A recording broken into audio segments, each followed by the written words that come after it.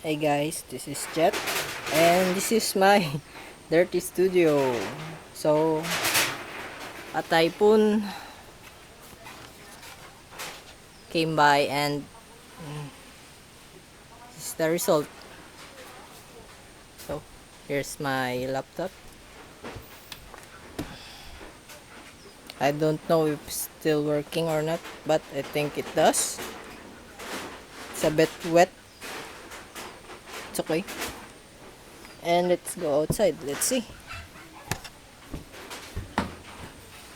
So, this is my house. This is where I live.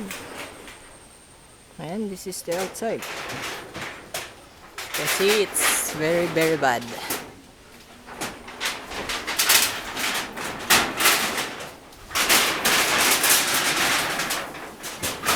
Yeah, this is where I live.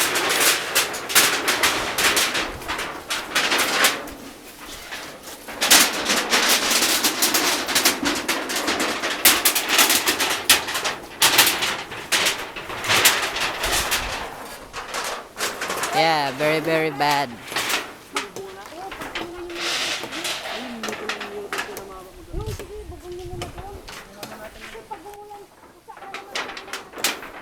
It's been, I don't know, like 8 hours after the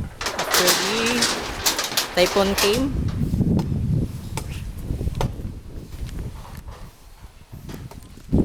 As you can see over there, can't go past there. So this is my update. So I may not be uploading any videos for, I don't know, like a month or so. Yeah,